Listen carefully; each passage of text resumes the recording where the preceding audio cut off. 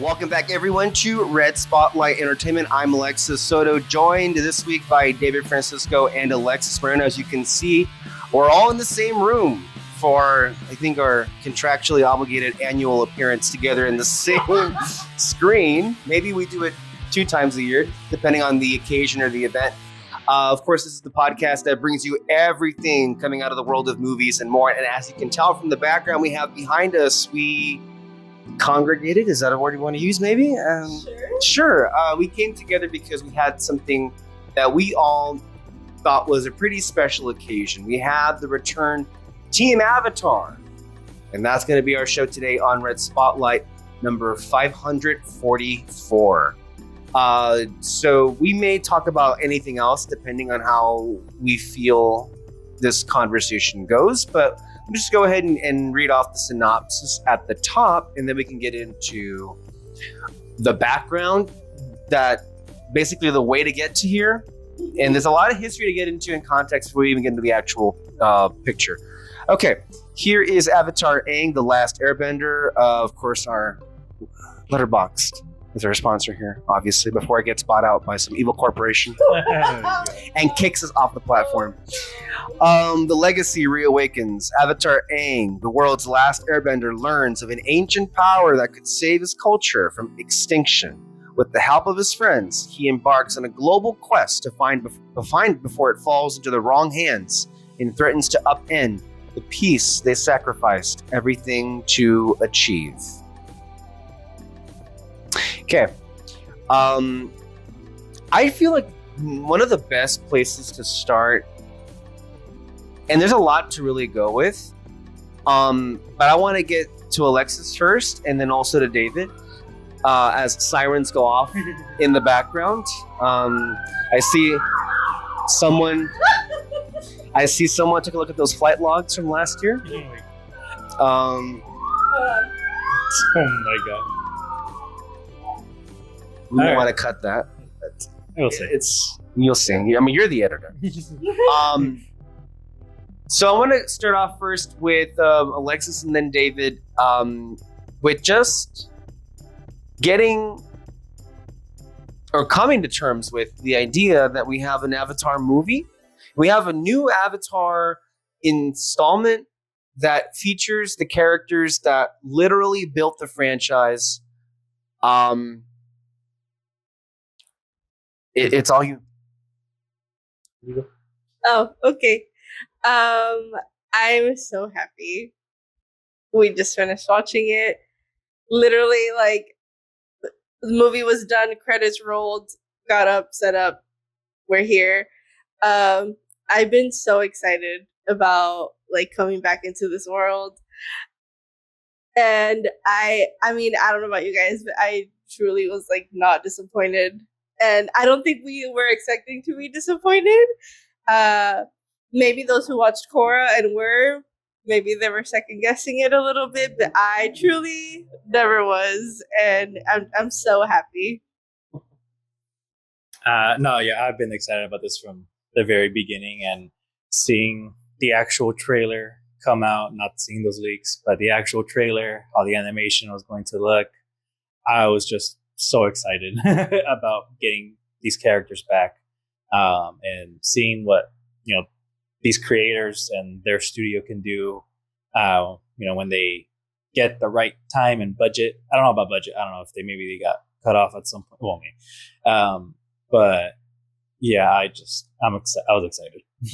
I mean, it's pretty hard not to be excited, especially when it comes to, just general fans of this franchise, but especially I think it means a lot more if you were there.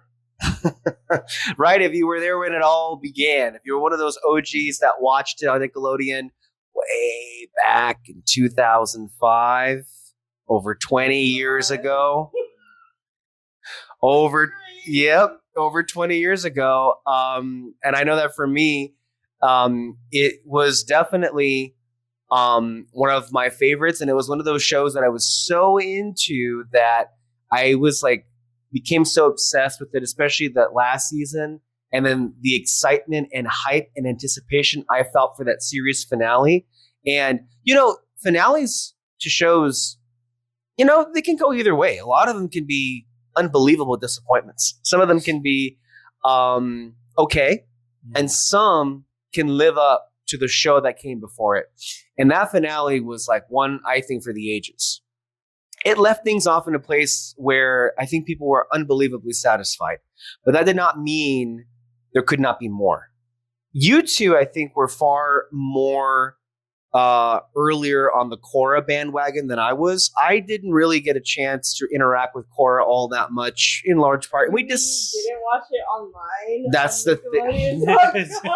Before the age of streaming. And by the way, this also kind of like gives us an opportunity to get it into the history of this podcast with this franchise. About 6 years ago, if you can imagine that, 6 years ago, this very summer, Avatar: The Last Airbender dropped on Netflix. And it was such the second time. Yes. Because it was already on there before, and then they took it off.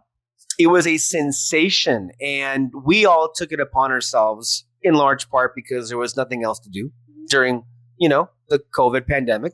You guys, I was still working. Oh, that's right. I forget. I'm sorry. That's funny. It was like touched the nerve there a little bit, I guess. Sorry, you were employed. Yeah. Some of us lost our jobs. Jesus Christ. Anyway, we took that time to really explore the world of Avatar, not only to rewatch the original series, and at least in my instance, it was the first time revisiting that in a very long time. But because, of course, we got so deep into that mythology, we were like, well, hey, there's another show out there that a lot of people didn't quite give it a fair shake, on top of the fact that it wasn't given the opportunity to be given a fair shake, considering the people behind the scenes were sabotaging it and backstabbing it every which way, including, what, did they air the final season online? Is that how it was? Right? Yeah. It was all online on the Nickelodeon website of all things with shitty... Are you okay? It's just horrible lag. Yeah. Oh my God, I forgot about that. Yeah, it was horrible ads and everything. It was just not the best way to look at it. Yeah, especially because, and people who might be listening or watching are like, well, what's so hard about watching something online? This was in the olden times, guys. You know, the buffering wheel. Do you even know what that even means anymore? Like that, I'm sure it was horrendous. Yeah, we had to keep like restarting the episode because like 10 minutes, every like 10 minutes, it would just stop and buffer and like wouldn't load. Yeah, I remember that. Oh my God, that brought so many like. I forgot about that, but yeah, you brought it up. Yeah, we get to reload it. It was the worst. So, basically, what I'm saying is we have like hours and hours worth of conversations, literally in the library archive of this podcast, and we watched all of them, all the episodes of both shows, and we talked about them. And you know, for me personally, I really do love Korra in how, I mean, just in general, but also in how it really explored and examined all of what The Last Airbender did, even furthermore. So considering the popularity, that's when they announced the creation of Avatar Studios. Simultaneously, there was also the announcement of a live-action remake of the original animated show that nobody asked for, nobody wanted, and it was made horribly by some incompetent buffoons. It continues to come back again and again. We won't discuss that very much today. But with the creation of Avatar Studios, there's also the promise of not just another new Avatar series, which we're going to be getting, the Avatar that comes after Korra. We might disperse that news in this review when we get to it. But this movie that we just experienced was also one of the things that we all kind of felt in our bones that we're going to do, because why wouldn't you? You're going to have a whole movie studio dedicated to like Avatar stuff. Why wouldn't you go back and, you can, in some instances, you can say, oh, they're just, you know, playing the hits and they're opening up the nostalgia play and yada, yada, yada. I don't feel that though. I think people would say that was definitely an executive mindset that, oh yeah, sure, let's do it. But how this was like executed, I think you would say it would be a little bit insulting to this to even categorize it as that, basically. I guess we can Any more thoughts on any of what I just said? I think you're forgetting a big part Yes. of the. Well, The- wasn't finished. Oh, okay, yeah. So as you guys may notice, we watched it at home. Yeah, I wanted to let you have that moment because that's the other elephant in the room. Have we even talked about this at all? We must have brought it up a couple of times, being like, why the fuck are they making this decision at all? And for sure, we brought it up when it got leaked. That's the other thing. Yeah, so this movie just, has gone through it. And not only, are we mentioning the history of the Avatar world with us, but this is part of their history as well, of just kind of all the tribes and tribulations that they have to have gone through for them to be able to release anything. And of course, this is not without exception. So, yeah, I don't know. The creators just can't catch a break. For Every real? time I they don't go, know. 3 steps forward, something puts them 5 steps back. And so it's really annoying because you got creators who are very passionate about the world that they created. I mean, the fact that they created their own language shows how much effort they're putting in. And not only that, but you got a big fan base who is just, It's literally insanely loyal. Comic-Con weekend, and the thing that everybody has been talking about is Avatar. Yeah. And not only was the movie not put out in theaters, or at least it was in select theaters, but what, like two showings? No, 2 theaters. Oh, okay, 2. Granted, we're hoping for more, but we'll see if that happens.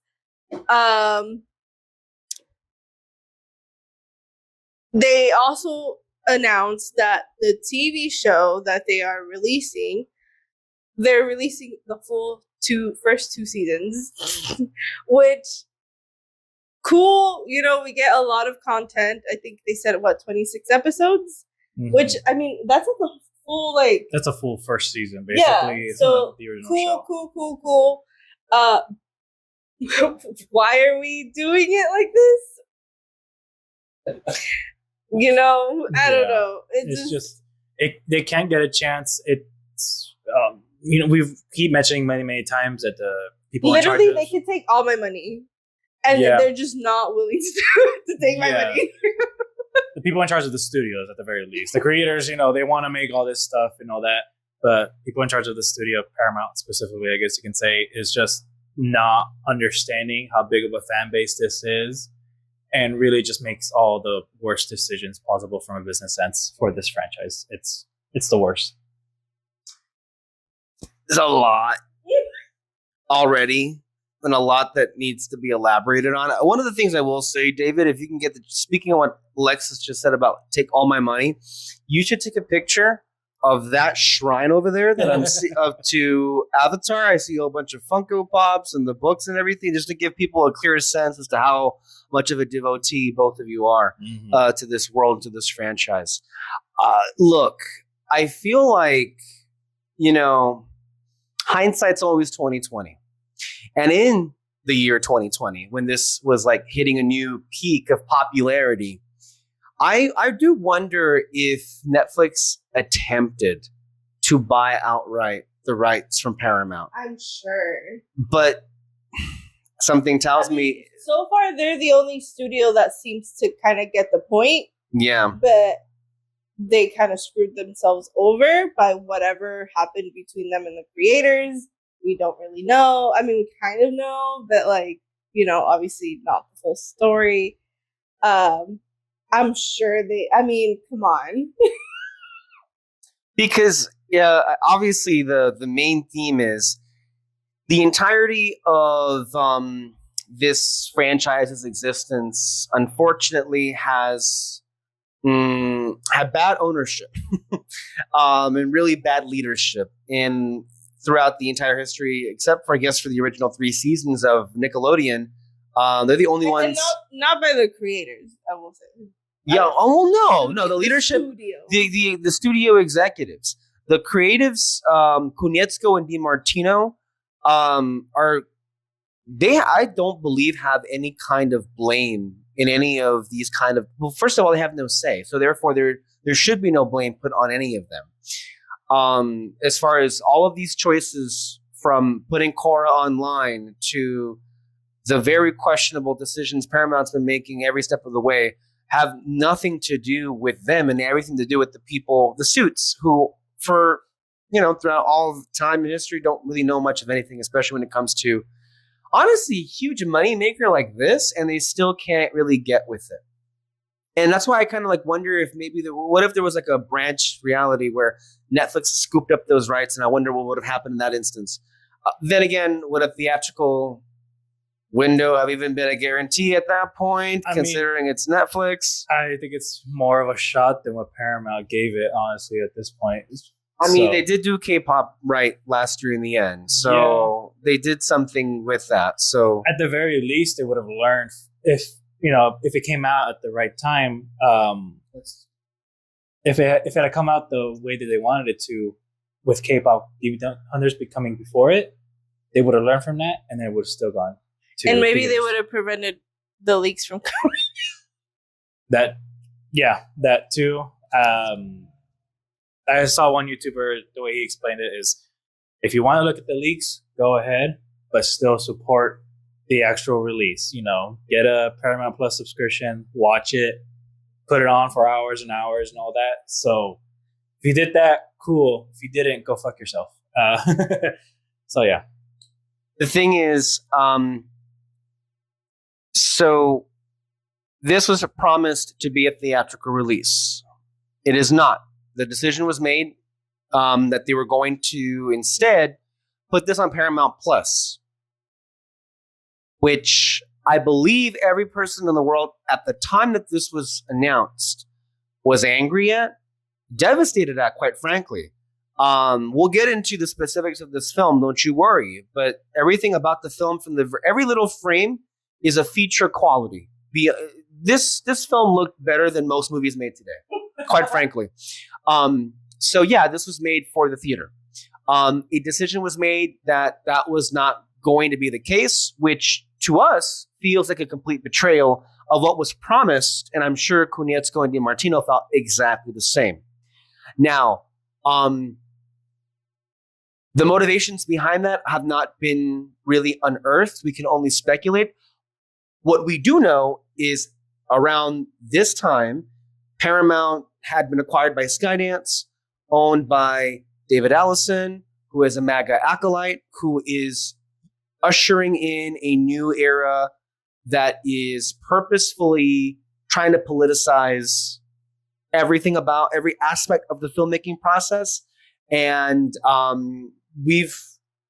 everyone, and there's been reports about people who work for that company who just continue to espouse some very bad vibes, at the very least. Then there comes the whole Warner Brothers situation, which, look, they're just acquiring everything left and right, but there's a lot of movement, there's a lot of shifting. And when that happens, there's always wonderful excuses for them to not live up to their obligations or any of their prior promises, which is why they love mergers. One of the many reasons they love mergers so much, which is they can just skirt whatever word that they claim that they were going to follow through on, and then they never do. Yeah. Then comes the other wrinkle in this. Because of that betrayal, it then made the film susceptible to being basically hijacked. And some moron dumped the whole film online months ago, killing whatever momentum would have been possible for this movie.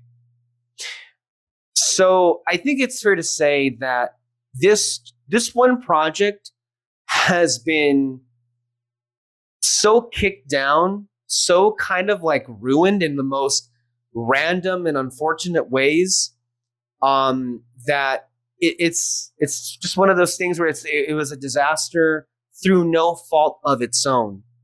And that's a very important thing to add to all of this. Again, these people We're only responsible for making this story, for making this movie. They're not the ones who are in control of these decisions. And through these decisions, they fucked this movie. And subsequently, the entire fandom. And the franchise, and whatever future for this studio. We do have to keep in mind that, the future of this Avatar Studios is very much in question with whatever David Ellison, the new owner, wants to do with it. And it does not, I feel, provide any comfort. The notion that they developed and finished and produced 2 complete seasons of a new series. And with the snap of a finger, this past week, they announced, we're going to drop 2 whole seasons at the same time. I don't believe that's ever been done in the history of television. No. Because why would you do that? Yeah. It just feels, and look, I'm not saying that I want to give my money to Paramount specifically, but obviously they're the ones that are, greenlighting this stuff. Yeah. But it's also again, so many people are willing to support this franchise. It just seems so stupid to me that as a business, they're not taking advantage of it. Mm-hmm. It makes no sense to me. And I literally, what else is this? We were looking through the what's it called? Through all their stuff on Paramount. Yeah. It's not one that I usually go to at all. We even had to check if we even had it. There's literally nothing else. I don't understand. Mm-hmm. No, yeah, none of these studios really know what they have. We can name every single studio and just always fucking up their franchises. I mean, even did they announce Incredibles 3? Or was that fake? I don't know. It's happening. It is happening. Yeah, I figured. But even that one too, I feel like they never really take advantage of what they have with that franchise. I mean, the fact that there's never even been a show about the Incredibles is absolutely insane. I mean, Warner Brothers, I liked Superman, but they completely failed on Supergirl, and it feels like we're just gonna have another Snyder rehash with Gunn's universe. It just somehow they keep throwing money away, and not just because they're not utilizing the franchise, but they legitimately just pour money into the things they're making without even thinking about whether it's good or not, whether it is going to make them money. I just don't understand from a business point of view, how these decisions just keep making the same mistakes over and over again. I think it all makes sense perfectly if you just throw your hands up and just fall back on the idea that these people are idiots. Because unless you're trying to screw up on purpose, which is what's happening, and I'm not even referring to just this franchise. Mm-hmm. I'm talking about with what both of you were just saying. I mean, you mentioned Paramount Plus. I think the top stream thing I saw was UFC. The UFC match or whatever the fuck that crap is. Okay, great. Every studio, every streamer has fucked it up. Mm-hmm. Really. They've destroyed television. They've destroyed the movie making process. So good for them. Mm-hmm. And then as far as movie studios themselves and not knowing what to do with franchises, I mean, we used to be, there would always be a few of those that they would just perpetually fuck up a franchise, screw it, and have to put it on ice and then bring it back a few years later. I mean, it's a constant thing. Studios, I mean, just any business that has done where they get something, popular, and they just keep going at it over and over until people get annoyed of it. That happened with disco. Watch the Bee Gees documentary. That one explains to you how the Bee Gees basically started the disco era, and they just kept making more and more of it until finally there was one thing that just threw people over the edge, that they wanted to burn little records of disco music and all that. And there's a certain thing that happens in that moment that's actually really interesting. That's very much a repeat of history right now. But then there's also, for movies, there's the spaghetti westerns, the gangster movies of the time where they just keep making more and more of it. But that's not really what's happening. I mean, you can say that's happening now with the superhero movies and all that, but like this is more than that. They're just not understanding how to work a franchise, and it's annoying because like we're not professionals, and when it comes to the film industry and anything really too, like Well, yeah, and so but like we're able to analyze this and kind of go speak for yourself there. and like go, hey, we can tell when something's gonna fail and something's gonna be like really big. Who are you talking to that's telling you the opposite? Or like what makes you think it's the opposite of like what everyone else is saying on the internet? Even we always talk about how we always have the opposite takes of the anti-woke crowd and all that, but like there's still some things they say that like we do agree with, and that like in a vacuum that like about the whole money spending. They always mean it in a very bad faith way. Oh yeah, bad faith way for sure. Like, but like just to be clear, I don't want to make us.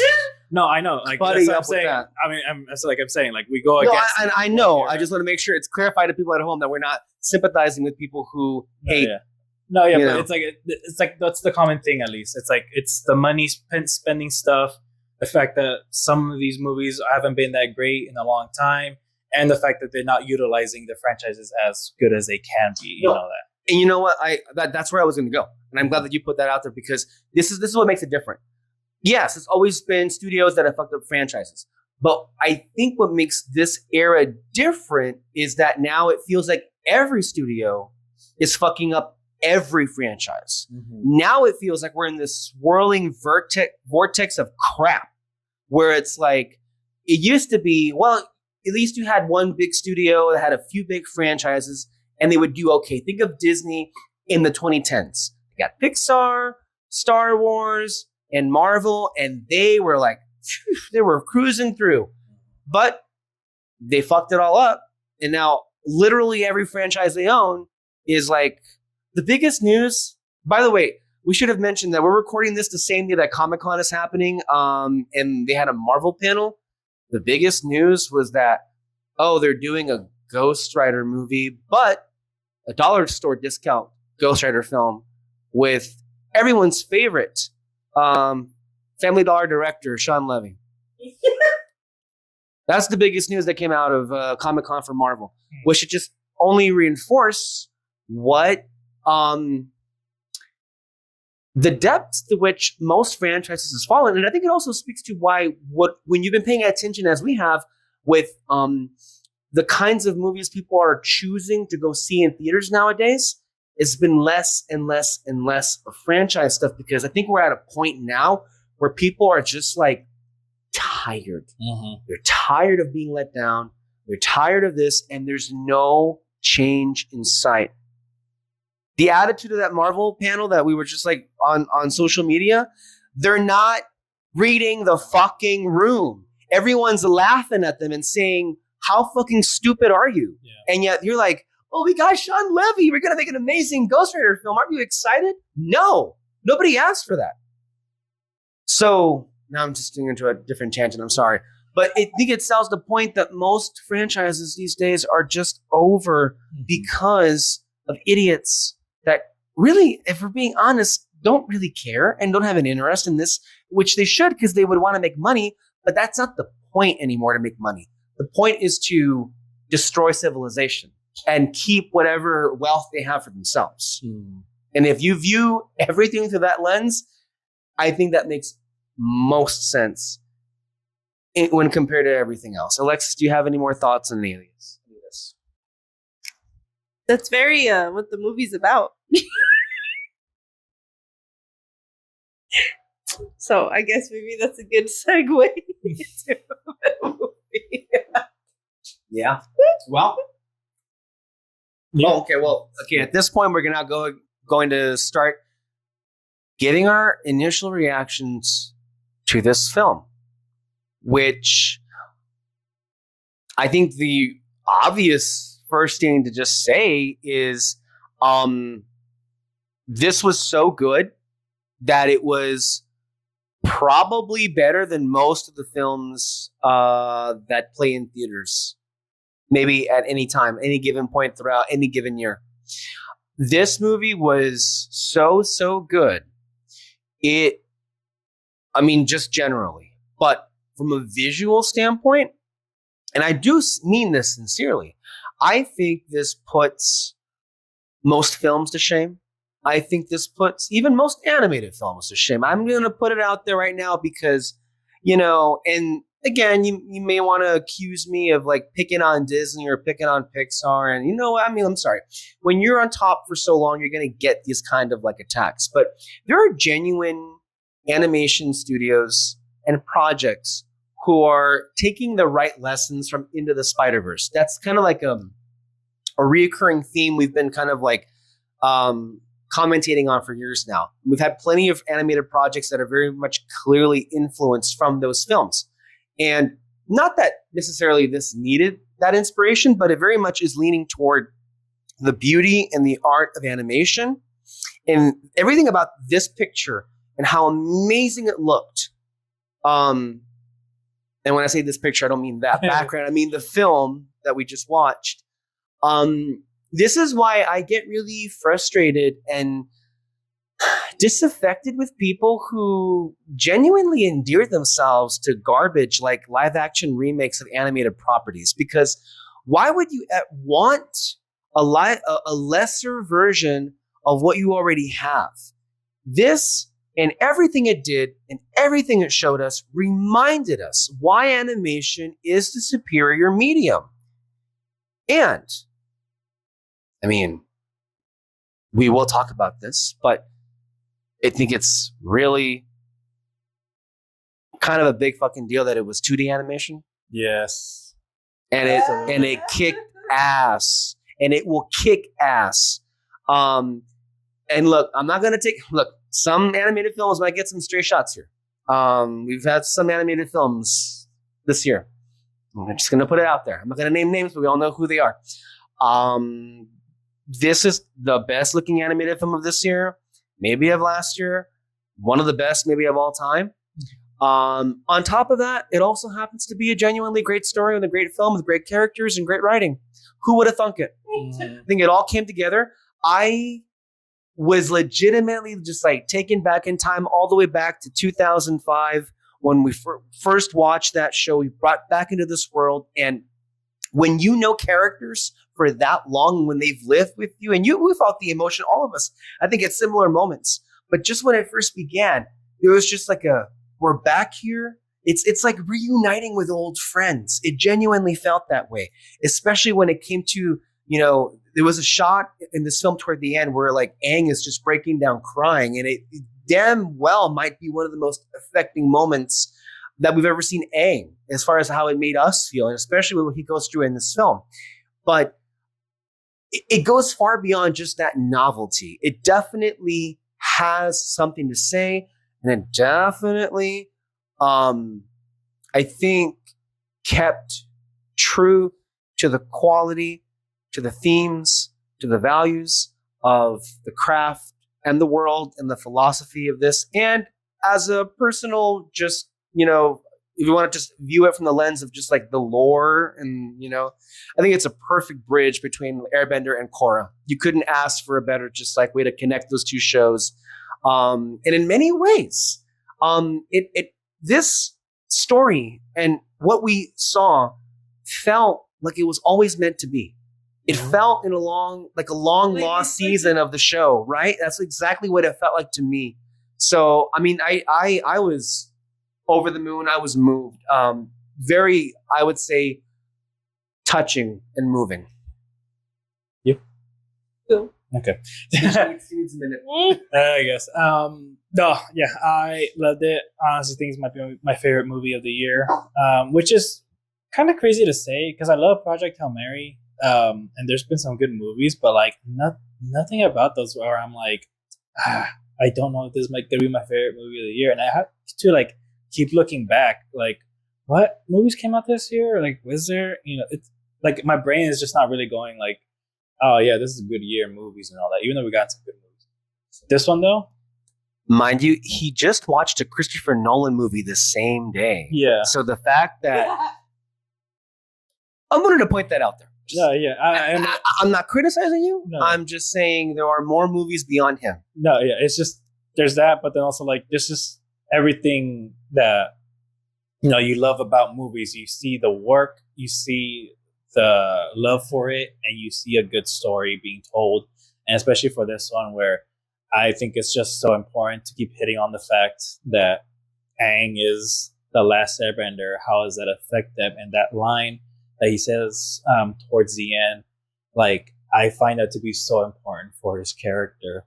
And even then, though, like him being the last of his kind is still very much affecting him as it goes on to Korra, which people might want to complain about, like how his parenting skills were in that show and all that, but like it makes complete sense that this is how he was being a parent. And I think this movie kind of hits on it as to why.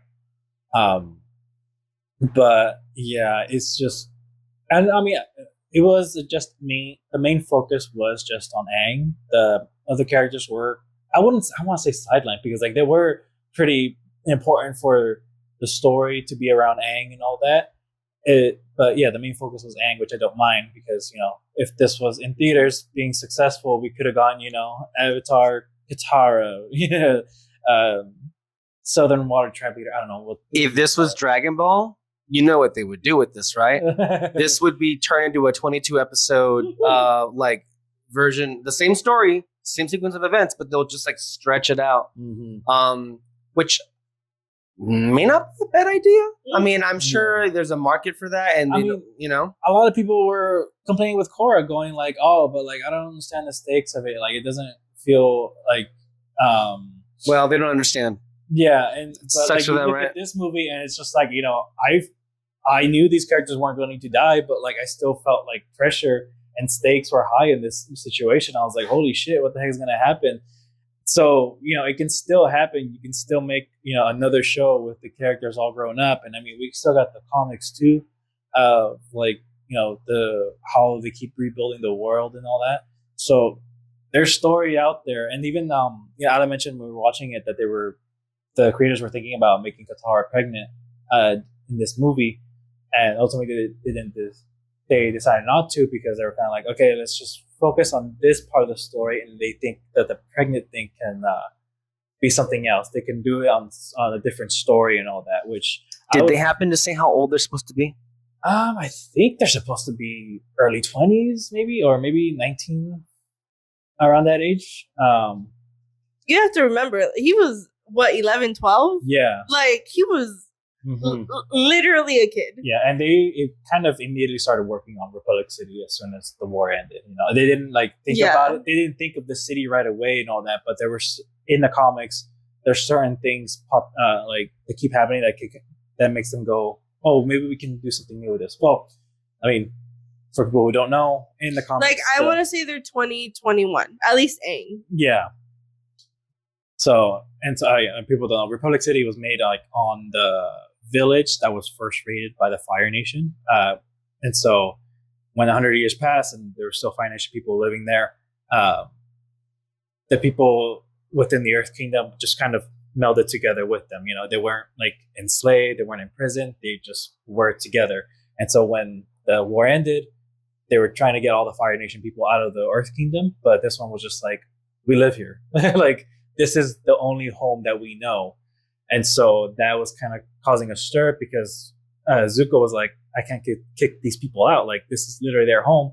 And then the Earth King was like, get out.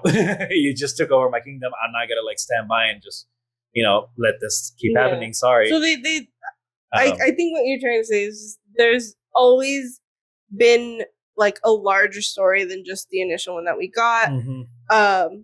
And this is, how you said, it just feels so natural for this to be at least the first movie. Mm-hmm. And for me, my favorite part of this entire story, of this entire world, has been the fact that he is the last Airbender and how that affects him. Mm-hmm. I just have always found that to be so interesting and so tragic. And I mean, I cried so many times in this movie, because it just continues to be such a big impact because like it's and not even like just for Aang, just like for the world. Like they literally lost a whole like section of people. Like that's crazy. And just like the after effects of everything and like for him to be like the sole kind of person responsible but also the person who feels the entire weight of that just has always been so interesting, and I love that this is like the first story that we get for it to be a movie. Mm-hmm. But yeah, really good. I had such a good time with just being back here. I think we can. I'm not even sure how we want to start. I mean, there's a lot. I think there's a lot really here that it warrants rewatches. Mm-hmm. I would just say, I'll begin with some surface level things because that matters too.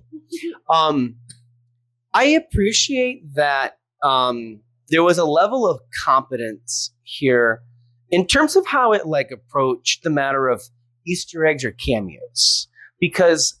I mean, God, Rogue One's already going to be 10 years old this year, and we all remember how badly they inserted random cameos or like, hey, do you get it? Do you remember that?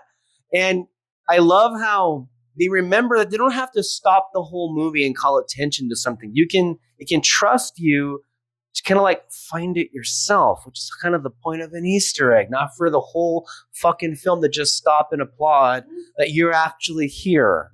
Okay. Then the other thing is, I'm actually look, you may talk about the mindset of the brain trust here as to the decision to recast these actors. And I'm sure you have your thoughts on those. And I think that I think generally is an important note to bring up, because with any beloved animated property, when you're going to do future installments and you're not going to include the original cast, that is going to ruffle some feathers, and we can get into that right now. But I will just say for myself, I'm not necessarily sure as to what the decision making was behind that, and I know we may have some difference of opinion here, but I really liked all of them, and I was really impressed and taken with how much these characters felt like themselves, felt like who they are, felt like who I remember them being. And I think it also just speaks to what a complete failure that live action show is. That, I mean, maybe because they can't act, but also they just don't have much direction or much of a script to work off of. But the live action and the clips that I've seen, those feel like a Party City comic copycat version of these characters. Whereas what we got here, that was the real thing. Mm-hmm. You can't copy that. You can't replicate that. I mean, they didn't sound the same, but the voice performers that took each and every one of these roles, you can tell, took very great care. And I mean the original Avatar, Team Avatar characters, Aang, Katara, Sokka, Toph, and Zuko, where it's like, didn't sound the same, but they had the same cadence. Mm-hmm. And you could tell that. Now, you can, and I do have a little bit issue with some of the supporting cast, like Gyatso or Roku. Those I feel that I don't believe they put in as much effort into those, because those had some distinct voices. Especially Roku. And when they came up, for me, it was distracting. Yeah. Generally, how do you feel about the voice cast and the individual characters? For the main characters, I think they were perfectly fine. I mean, not actually fine. They were great. They were really good. I never bothered me to begin with, especially because they were adults. So it's just like, of course their voices are probably going to change. It's perfectly fine. But Monkey Gyatso and Roku definitely threw me off for a second. I even went oof when I heard Roku's voice, because I was just like, okay. Yeah, that's not even close. Yeah. So, but other than that, though, the main cast, they were trying their best to try to replicate, the same energy that those characters were from the beginning of the show and all that. And so I was okay with it. For me, it was just like the very beginning. Which that was something. How did it start? Oh my god, you're joking. It was just at the very beginning because they show Aang, like a young Aang. So, and to be fair, like I watch the show all the time, so I know what they sound like.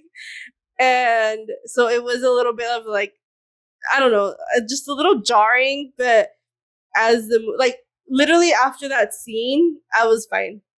Like I didn't really, even like the two that you guys are mentioning, I didn't even notice.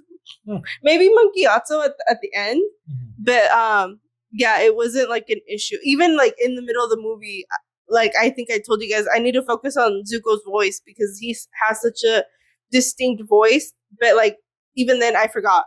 So yeah, I was totally fine with it. Can we talk about an element here that you actually brought up? And I think it's a good point, and that might or may not speak to how the fandom at large reacts to the film. And I can tell you, every fandom, I think, is very particular about their favorite characters and then also whatever future installments and how they handle, especially if it's an ensemble piece like this one. And I think one of the more recent conversations we had on the show, which would regard the Toy Story films and how in later films, they've been largely criticized for sidelining, although with those films, they legitimately do sideline a lot of the fan favorite characters. You were talking about how, to you, it didn't feel like they were sidelined because they weren't, and to be clear, they were not. Not for I think any. I don't think we would interpret it that way. But I think what helps it in this case is the title of the film is literally Aang. Yeah.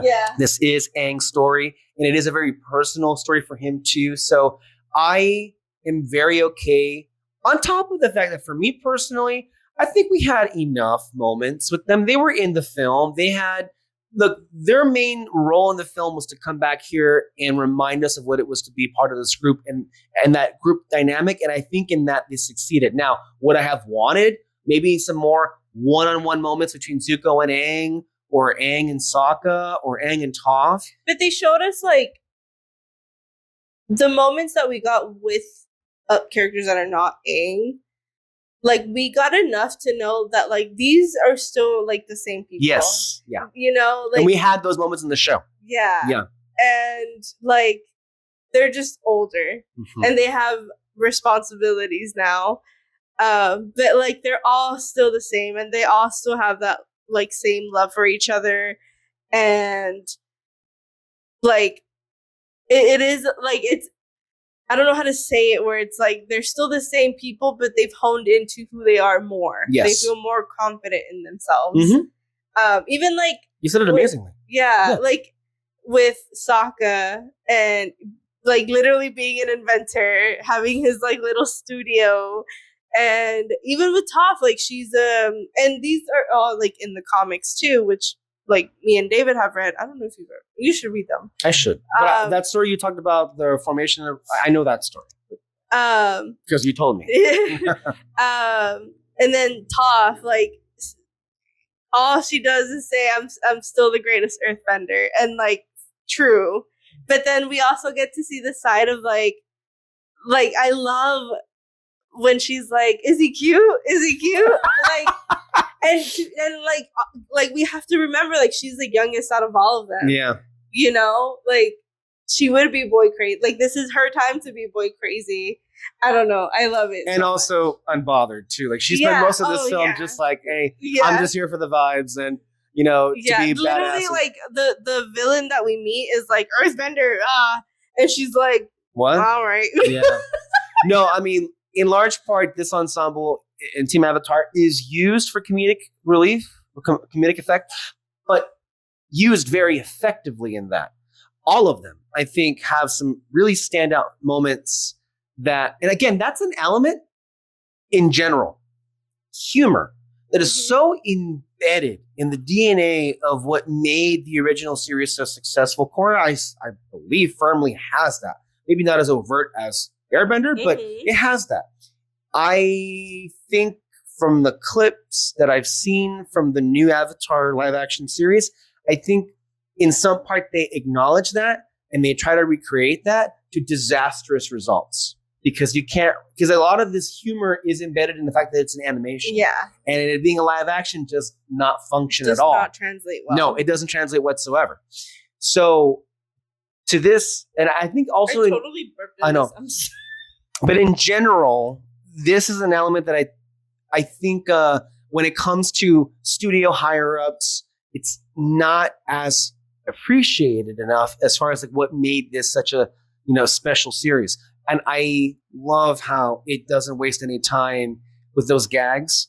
I think look, they're cute, they're stupid, but they always worked here. Mhm. There was never an instance where I was taken out, oh, that was dumb, or like, I know some people are gonna probably like bitch, whine, and moan about like Zuko saying a guy was attractive. I can already see for, I love that moment. but I loved it. Yeah. But I can see people are gonna have some dumb issues, like, well, why is Zuko saying a guy's attractive?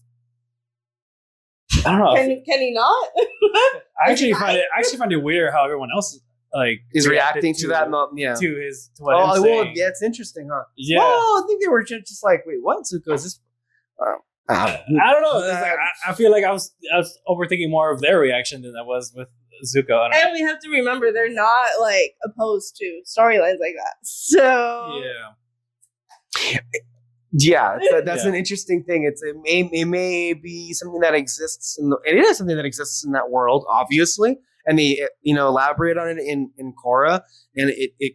I mean, these guys have been friends for many years now, and it may just be like, yeah. Oh my god, are you joking? I would love that so much. I didn't even think past what was shown to us, so this is kind of the first time me processing it. No, for sure. But I mean, like you guys said, I didn't mention the main focus was with Aang, and I find that to be very important. But then also too, like I said earlier, this was in theaters and it made money. We could have gotten just more movies with the other characters being the center focus. That would have been perfect, really cool. But yeah, the characters weren't sidelined, unlike the ones in Toy Story 5 where they were literally put in the box and then thrown into a garage and that's it. No, they were still important to Aang's journey, especially Katara. I loved how she was very protective and I don't know. I forgot. I can't remember. I was ready for her to bring up her mom again in that one scene. I was like, girl, honestly, girl. I was ready for that too. And I feel like that shows her growth. That she was just because it bothered us so much in the show when she tells Aang, "Oh, you wouldn't understand why she want to take revenge on that Fire Nation guy, on the Firebender," and we were so he doesn't understand. He doesn't understand. Okay, whatever. But she didn't bring that up once, and I feel like that shows her growth. Cool. But again, though, too, I loved how protective she was of Aang. She didn't want him to get hurt about the potential of his people being back. And then when she finally was kind of facing up against, I don't know what these haters are talking about, man. She loved her mom. She loved her mom. I'm kidding. But I'm just trying to play Peter here. No, but she brought it up so much that the show actually had to make a whole episode about it because of how that's literally what happened. So yeah. So I think at this point we can. Well, no, I was going to get into the story, but before that, I know I spoke to it already. I think we can all agree to it, but can we just take this time to acknowledge some standout moments as far as animation is concerned? Because I'm telling you, there was some stuff here that rivaled some of the best anime I've seen. Legitimately. So in terms of atmosphere, Demon Slayer has always been so great at that. Too good at it at times. There was this one episode where it's very much the characters in 2D, but then the whole background looked very realistic, even the fire, and it just felt off. Not with this one. This one, there were some environments that looked super realistic, but they didn't clash with the 2D. I don't know if they were 2D or just they were 3D, made to look 2D or something like that. Oh my god! I just realized yet another defeat for this film, in the sense that 2D animation was robbed of another theatrical experience because so few 2D films get to be in theaters. Just one more insult. Sorry. No, yeah, I agree. But yeah, there are so many atmospheric shots that look absolutely beautiful. The action still, I don't know how they keep improving on it, but they could do, and they looked amazing. And one little detail I actually like is how the progression of the fight, their clothes get tattered up, whereas in the animated show, they get tattered and dirty, but budget. Yeah, but budget. It's for real. It's the budget. Yeah. Just the edges of Yeah. Yeah, it's always just the edges of their clothing that always get messed up and all that. This one though, like everything was getting torn apart, even with Katara and Can we Toph. just say, in reference to our High School Musical 3 video, they had money here. Yeah, They had some real money. Yeah, but like even Katara and Toph showing off some muscle that looked awesome, and she looked badass with the metal helmet on, covering her eyes. They got very creative. So absolutely amazing animation. Alexis? Yeah, it looks so pretty. I mean, that opening shot, like one with the music, two with what we were being shown, just wow. Any standout moments that stick out to you? Like I know there was this one shot. There are plenty. I love, by the way, that there's some. They do make sure to keep this fresh for people who've never seen an Avatar, and they do a bit of a recap, and it's very easy to follow through. And they give you some pretty impressive visuals. I love one of the visuals that stuck out to me was when they have the airships from the finale. I mean, red's a very persuasive color in this show. Loved it. Or even, I think it was, what was happening where, I think it was very early on in the first action sequence of the film. And I think what the temple that he was in was catching fire. Oh my God. Literally, that's when I started crying. I was like, the temple, the stuff inside of the temple. Like, I couldn't. I mean, just like every place that we got to see looked amazing. The turtle spirit island, that was crazy. I think my favorite thing though would have to be everything with the new Avatar that we get shown. Yes. Oh my God, she looks amazing. We've got a number of new character designs in this film, and generally speaking, I think they land all of them. Oh, she like that. Her especially. Yeah, when they first meet and they start talking, like her, like where they're at and how they made that area look, and then how they made her look, and then when she tells her story, like those visuals, like amazing. I thought they did so good, and it like I feel like they do that a lot. Like we've gotten examples in Korra when they did the first Avatar and like how that animation, how that whole thing looked. So I hope that we get to see more and like we get to see different. I mean, this is their Spider-Verse, like doing different types of animation, and I really like that. I mean, what I think of in my mind right now is I'm trying to remember the visual aesthetic and the visual moments. Look, film and cinema is a visual medium. I mean, we had what was the character's name? Agar, what was his name? The Dave Bautista character, the main Taga and Aang, when they were like helping each other kind of like fly in a sense. Awesome. And then as you were gonna, I'm sure, bring up right now how that gets brought back in the climax action sequence too. I mean, like I said, too, the action, I don't know how they keep improving on it, but they do.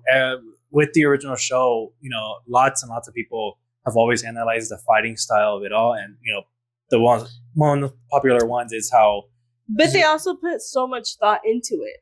Like we have the what's it called, the DVD that they first came out with, like with the whole series, and there's a whole section in there of how they got actual like martial arts people to come and sit down with the animators. So they've always put like so much thought into everything that they do, because also like this is inspired by different cultures. So it's like it's important for them that they're representing them the right way, even if it is in this world and it's not like what it's normally called. We can see where they get everything from, but again, they want to respect all of that, and this is just like another form of them doing that.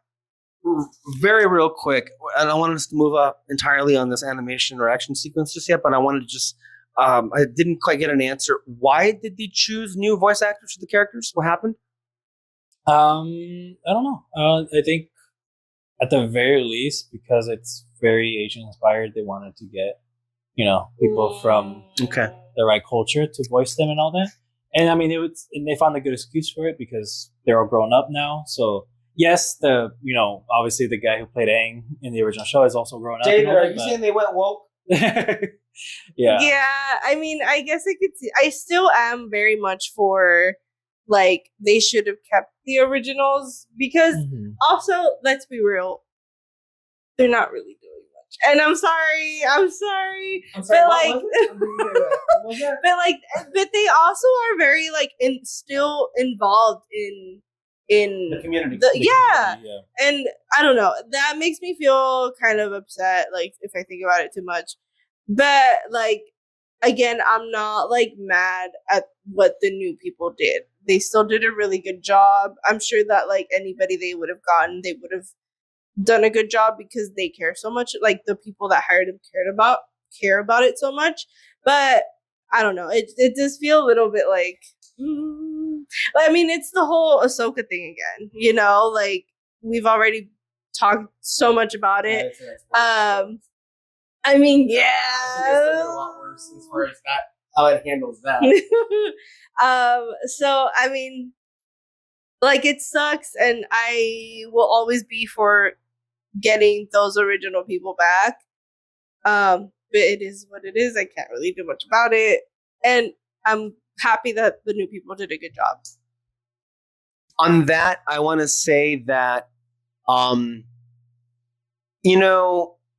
it's tough because those original voice actors very much help create and shape who those characters are. And I know that as working voice actors in this economy, in this industry, there being the opportunity to come back to a cash cow like this, and then, sorry, we can't. I don't think we can use you. I'm sure for them, it's tough. And we take the moment to just say thank you, and we appreciate the memory of your performances that will live on through all time now. I wish that could also come in the form of some monetary payment, but unfortunately, the world doesn't function that way. And anyone that tries to change that and gets smashed into the ground. In addition to this, I do think it is important to commend Konietzko and DiMartino for being sensitive to those issues. And I think in large part because they acknowledge that this fan base is very international, and in that in itself is a fan base that does care about these issues too. So I do think it is a situation where I can see it, I understand it, and I applaud the effort that they're making to make that kind of representation available. That being said, I think people generally have more obscure, unknown voices in mind, when not necessarily people like Steven Yeun, who is already a big star. But again, I think any kind of cultural representation, I think, is appreciated, even though we're kind of living in this like woke 2.0 where a lot of woke is being rejected, some by the fascists and then some by the progressives who recognize that neoliberals use that as a weapon to keep, TSA and those policies down, whatever. But generally speaking, if we want to just remove the whole woke thing, I do think it is something that should be celebrated when people behind the camera are trying to keep in mind those faces and those fans out there around the world who don't have someone that's like them represented in a story on the screen. We've always said that's a very important thing, despite a lot of the hate that still exists, because people want to be sensitive to other people's existences. So it's tough. But back to what we were saying about the visual flair of the film, that mountain peak top, No. The swirling like tornadoes to get into the land of those hidden islands. The idea of them going to the other end of the world that no one's like gone to, or mapped out yet. And of course, that's where those like lion turtles things would be at for sure. I love going back into the spirit world. I especially love the designs of, we have like at least 2 new avatars. I think the other one was Ki Hoi Kwan. And then that spirit world creature played by Taika Waititi. Great instances, I feel, of voice performance, acting. And of course, all the bending stuff looked cool. I mean, how could it not? Oh, yeah. So, yeah. Now, with all that, I think we can get into story. Yeah.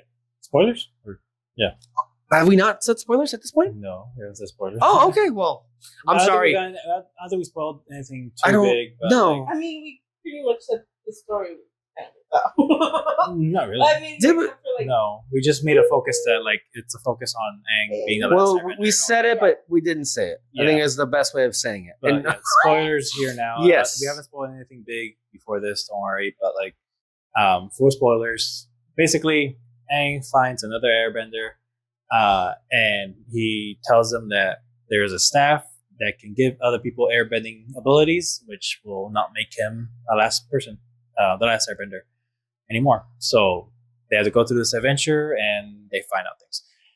But yeah, like I said, the focus on him, like how this still affects him, is absolutely great. I love that he is trying to preserve as much of his culture as he can. And then when he meets Taga, there's that little bit of excitement on him. And that moment of them, bending together, I guess, what they do is basically throw the wind at each other, and they're basically kind of just constantly throwing at each other they to form keep themselves. It's sort of like an like air a rope. sling? Like a sling, yes, that's better. They sling each other. An air sling. In the air, yeah. And there's a great sequence of them building up their friendship and trust. But once they get to the island, which is an awesome action scene with the original gang, because Aang and Taga are off doing their own thing, but with the airship that they're on, awesome sequence of the teamwork and all that. This is why I'm saying they really weren't sidelined. They were very much utilized in the story and all that. And then once we get the staff, though, we realize Taga's true intentions, which I don't know if you guys want to keep going. Well, I want to kind of talk back about him meeting another Airbender for the first time. And I mean, if you count the 100 years that he was asleep, plus, I don't know, 10 years maybe. I mean, that moment when he's like, I'm not alone. Mm-hmm. And then when they do the slinging thing, the other Airbender talks about how they have to feel connected in order to do that, and I can only imagine how Aang felt in that moment, being like, "Fuck, this." There's so much more I could do, with someone else instead of and how Alexis was saying earlier, how this just feels like an overdue 4th season. This is Aang's first attempt at getting an Airbender teacher besides Monkey Otso. Which was before the show even started. Really. Yeah, see that, really. Yeah. And not even that, the Airbender that he meets is much older than he is. He's, what did they say, 1,000? 5,000. So, when you talk about getting almost an original Airbender teacher, this is the closest that he was ever gonna get. And I don't know, just the hope that he feels in that moment, and he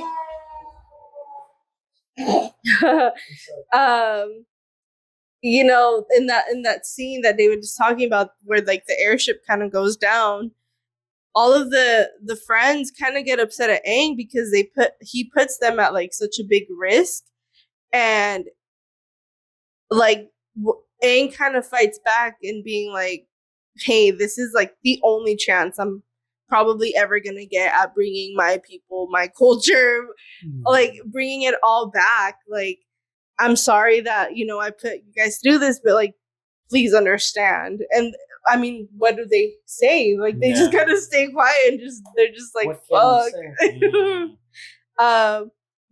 This is what I mean, that this is like my favorite part of this whole world, that specific storyline. Like, it's just so interesting. It's very much embedded into the DNA of why this was successful in the first place. It's not just this really cool, like, mythological world where you have all these bending, you know, people, but I think it really starts with one child that was torn away from his entire civilization. His whole culture was destroyed. I wonder what it's like to live in a world where culture is destroyed on a given daily basis. Anyway, but generally, stories where it features someone being the last of their kind are just very fascinating to begin with. But Aang, I really do love what this movie did for this character. And you can say, you know, it's like, well, it's still Aang, but I think it's a very important epilogue to the series, because one of my things with Korra season 1, I know this is going to sound really strange, and I think I vocalized this when we were talking about this 6 years ago, but watching Korra season 1, which I love, but I was kind of grieving Aang. I was, because what do you mean he's dead? And death is a really, you know, tough thing to process, even if it is in the context of this show. But like, this is a guy that he saved the world, and now he's gone. And I never personally, you know, I was never offended at the idea that they were not perfect, because who is? No one ever is, no one ever will be. Even the people who saved the world were very much fallible and had hubris and made plenty of mistakes that manifested in that series. I never for a single instance was offended that they would say that they were imperfect, because they very much are. Because we watched the original show and they were never perfect to begin with. Because if you want perfection, then you don't like storytelling whatsoever at all. Let's just be real about that. Yeah. I mean, at the end of the day, this story is literally about a child being told he's like the savior of the world. Like, it starts off with like a hero's journey. Finding out he ran away. Yeah. Like, he was never, and like, I don't know. I think like the people that get upset about like the way that how Aang is not a good father. Well, what do you mean? Like, that was, and like, I think it's more so he tried the best that he could. But at the end of the day, when you lose your people, when you lose your culture in a big way like this, also for it to kind of be your fault too, like, that's gonna have some effects throughout your entire life. And unfortunately, that was with his kids. But also, like, I'm not saying that like they should have forgave him or not, because obviously if that happened in real life, that's up to that person. But like, they also understood, you know, like they knew that it was wrong, that what he did, but also didn't like fault him for. And this is like what this movie is also trying to say at the end of the day. Like, you have to let go of the guilt of, you know, things that you do, and like move on. And it's like what Korra said, it's what you do with your choices in this world. That's, you know, how. No, yeah, like it yeah, for sure bothered me too in Legend of Korra, how people were kind of like, oh, why is Aang a bad dad? It's like, he's not really a bad dad. He loved all his children. He loved them all individually. It was just traumatized. It was just, he had focused more with Tenzin on his studies about airbending culture. And it's not like he was ignoring the other two. They were also learning about his culture.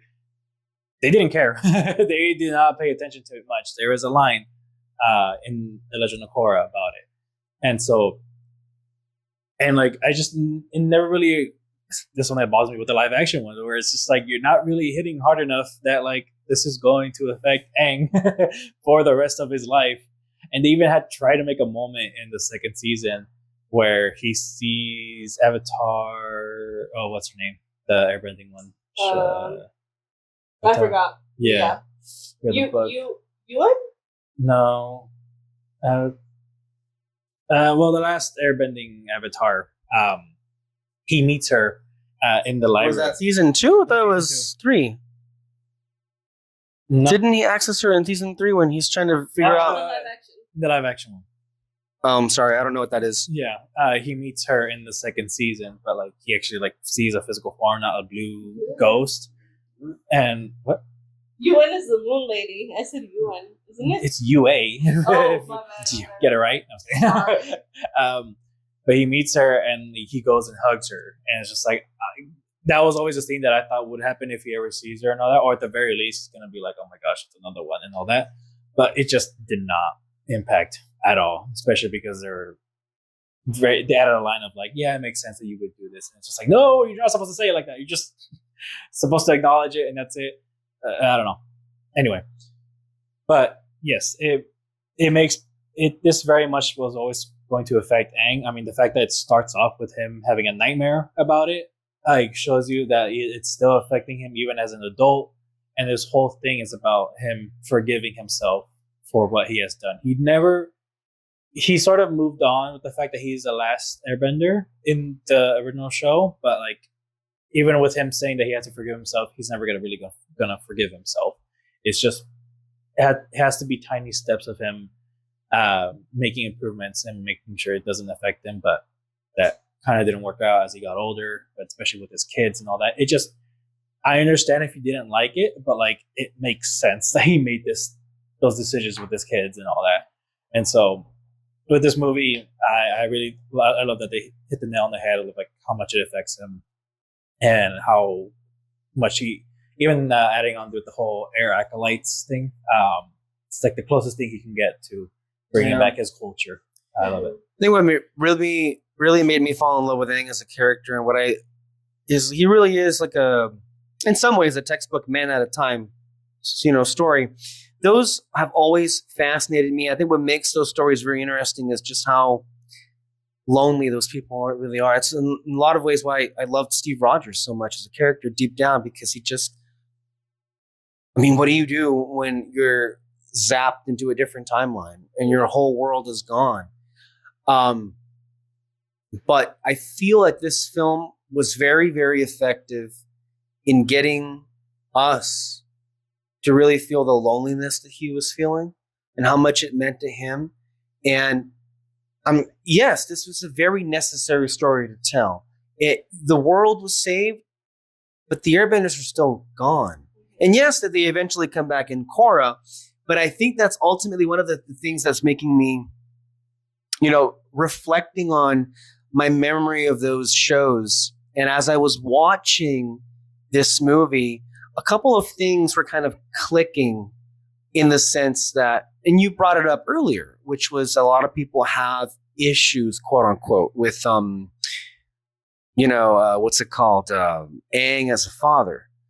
I think there's more credence to the idea that Goku wasn't a great father. Yeah. Aang's not quite in the same company. Mm-hmm. For what we know, Aang actually stayed. But here's the thing. Watching how fond he grew. Again, what was the character's name? Taga. What was it? Taga. Okay, Taga. Okay. Just the idea of there being another airbender, but then to lose that. Oh. And then for one day, for one of his own children to be the next airbender. Mm-hmm.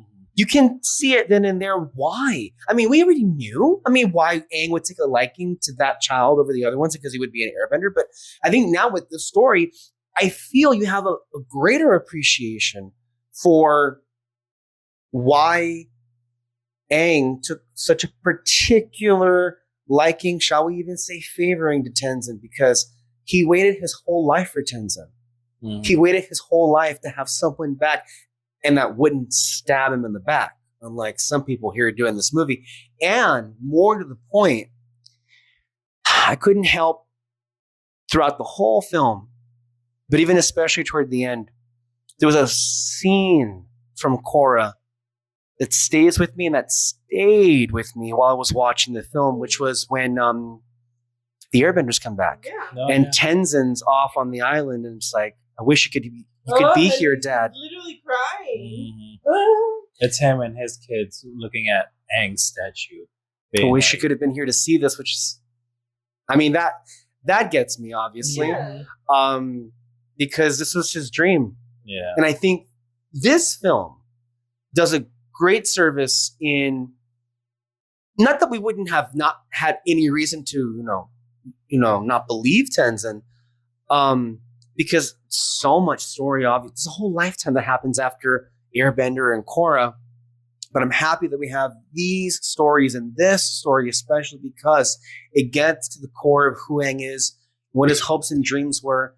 And really, he chooses the people who he has in his life, right? But in a lot of ways, this is very tragic still, because he will never see that society back again. Yeah. It was very moving for me, I will tell you. I just... And then with the way this movie ends with finding the other sky bison. That was... Yeah, which I... Well, before we get there, let's talk about the villain. Because he's very interesting. Oh, yeah. He has a same backstory. Yeah. You go.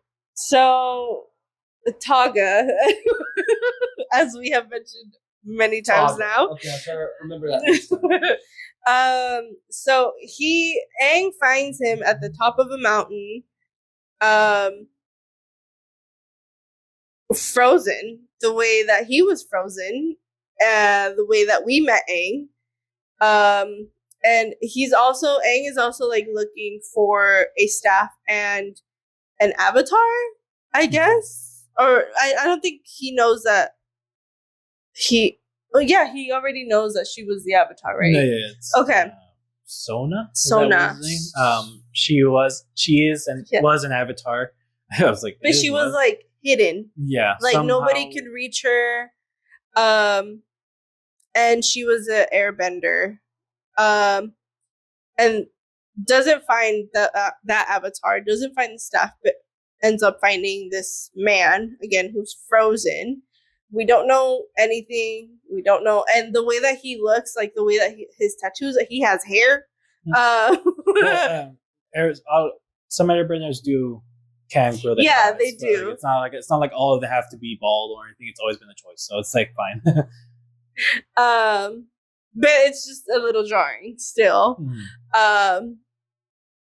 Yeah, I mean, I think the first thing we all noticed were like his tattoos and the way that he just looks not like old, but like he looks like not from this time, obviously. Very not. Yeah. And they get to know each other. He finds out. Well, I feel like we kind of got bad vibes like right away. He, like I said, when he sees Toph, he kind of goes after her like right away. Bad vibes is interesting. I feel like in my mind, what I was thinking is, especially what you were just referring to when he goes after Toph, in my mind, I was thinking, oh, okay, we're going to have some cultural problems, aren't we? Because to me, and I'm not, this is not me, I outsmarted the movie. No, but I could very much tell he was not going to gel with the peace that we had in the film, which, in case anyone wants to read this a different way, he was a zealot and he was wrong. Because obviously people are trying to work together to, have unity in Utopia. That's what we should be doing. What the bad guy was doing here was wrong and evil, and he gave power to people he was disgusted by. Yeah. To be clear about that. And then in turn, those other villains who were so butthurt that they were not born of bending capabilities, then took that for themselves and then terrorized people. So just in case anybody has any, and I'm obviously speaking on a very elementary level because there are people who watch the original show and still come out a certain way, shall we say, ideologically speaking. But to what you were saying immediately with the mechanics that we have in this world, I was already expecting there to be some friction in him going after an airbender.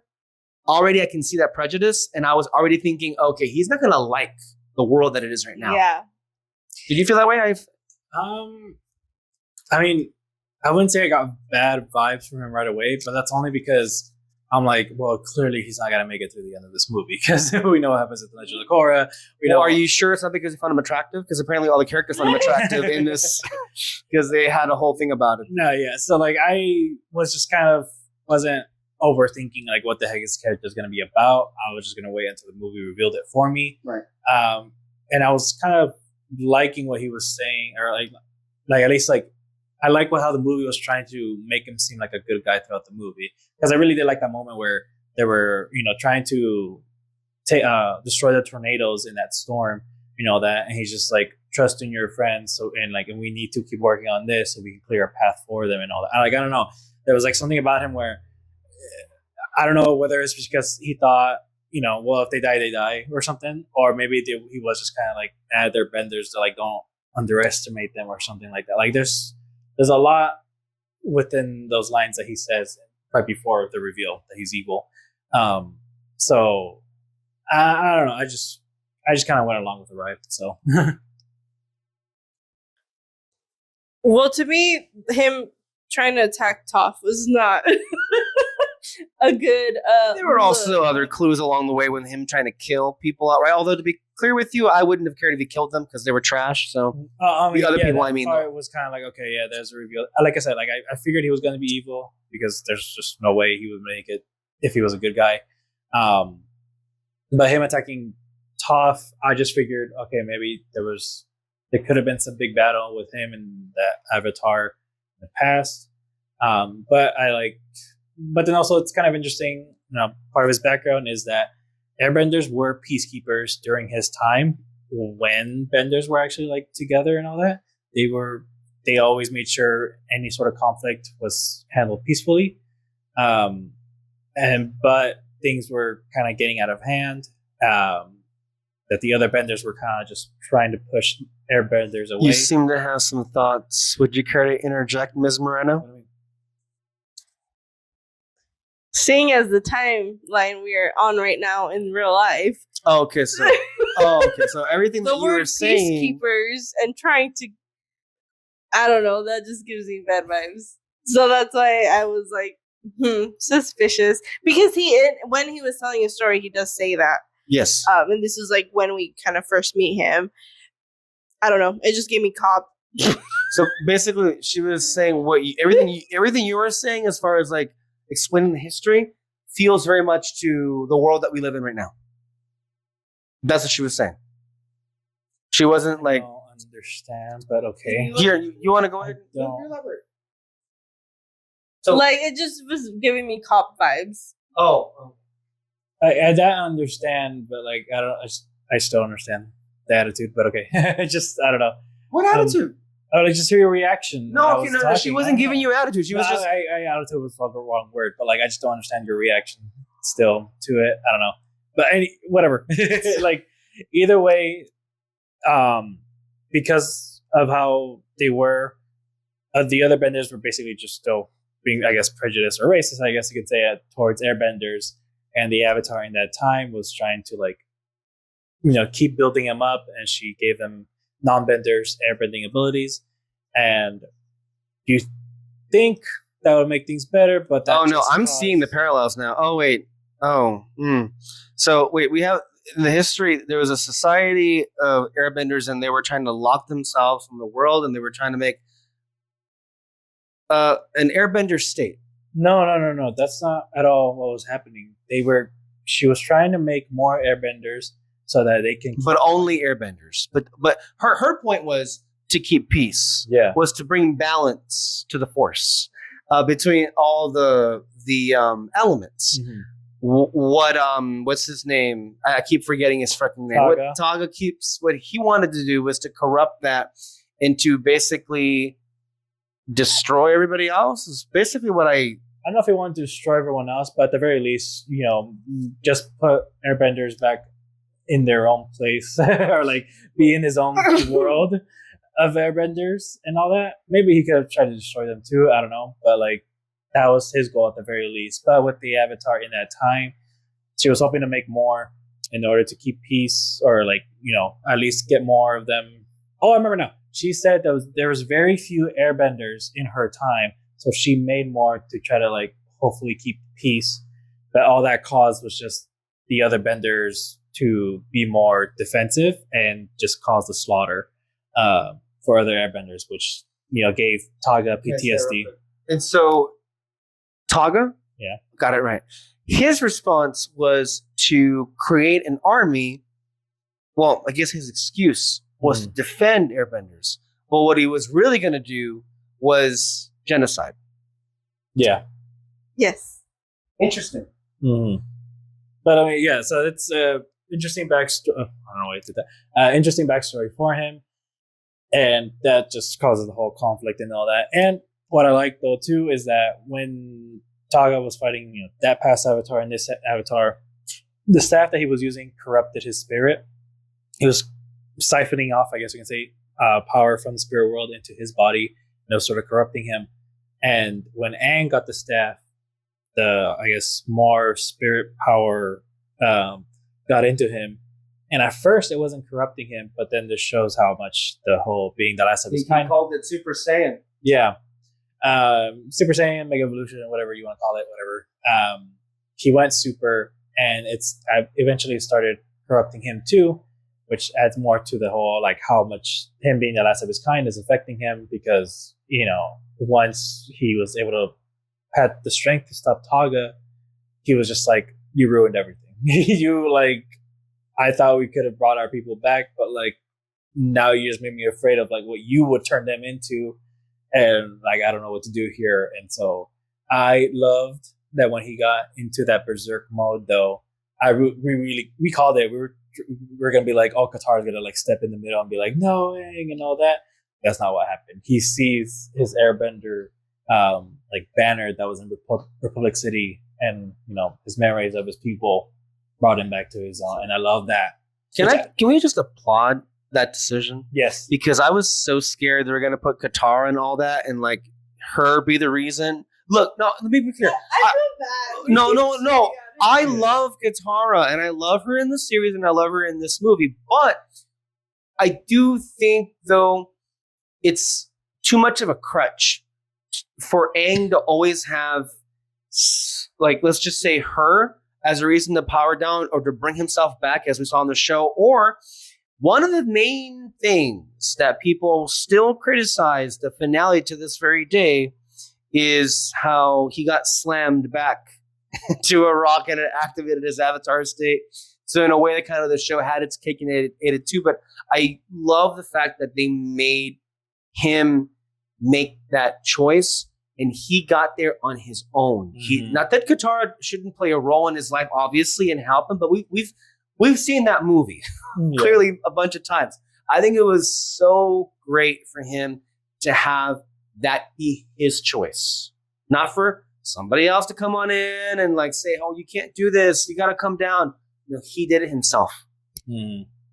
Yeah, I mean, like, I'll even compliment the live action. They did that actually and how he finds Monkey Atsu's body in the original, and this one they did it in the live action, and it was his memory of Monkey Atsu that calms him down once he realizes that he died and he's the last of his kind, to calm him down. I would like to compliment. I'm sure it was performed poorly, but I appreciate the idea. Like, I even like that with the live action, and there's other problems with it either way, but like I'll give it that. And so that moment though, with his memories of the air nomads and all that, almost teared me up. So I don't know about you guys, but yeah. Yeah, I teared up too. Yeah, I don't know. The villain was like super interesting because which is hard to do apparently. In most I don't know.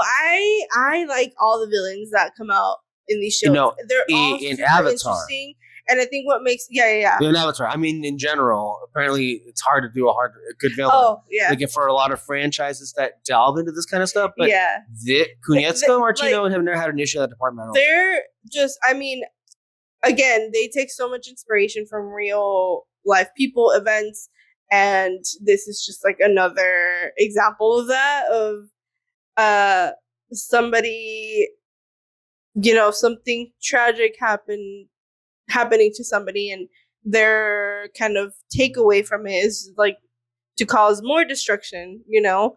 I don't know. How do we feel about the side character that ended up being one of, I guess, the air acolytes that had that she was part of the villains? I mean, that's what Team Avatar is all about, you know. Like they took back Zuko.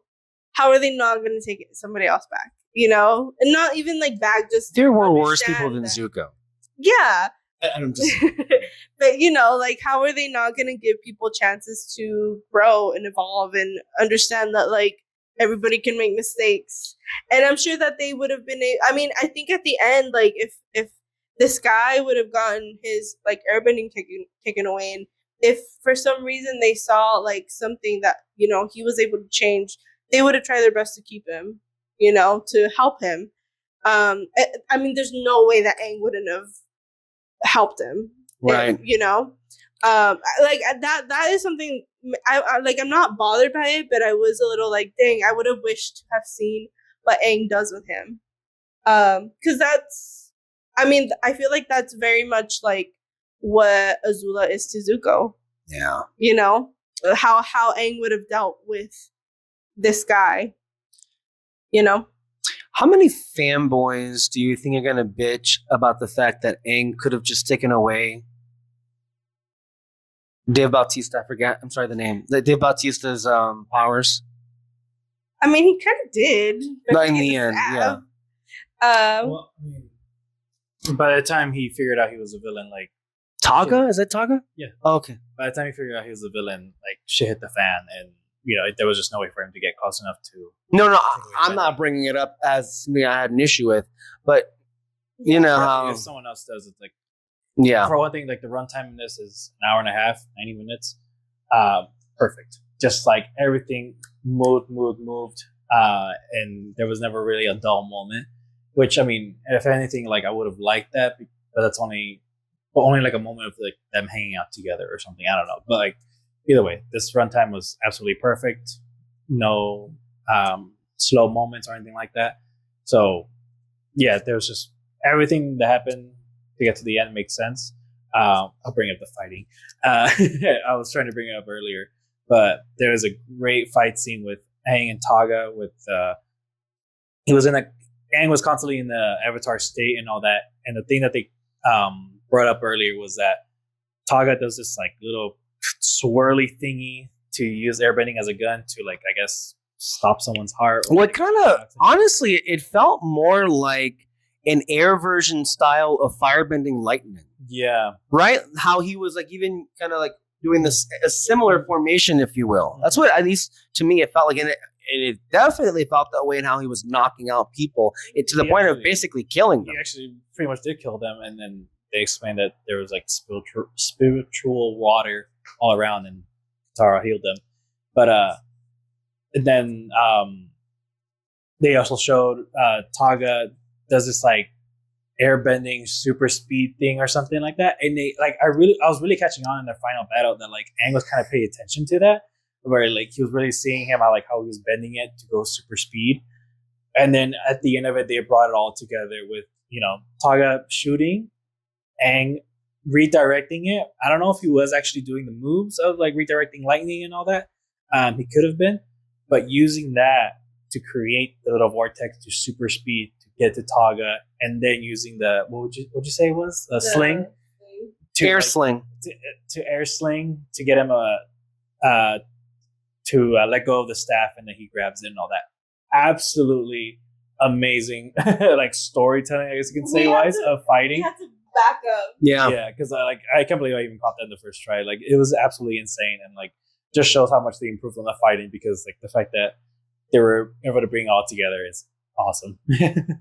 No, definitely, for sure. I think that's one element that, if there's one positive for it to be at home, we were able to rewind on certain moments. So that does come in handy that we can't do in a theater, you know?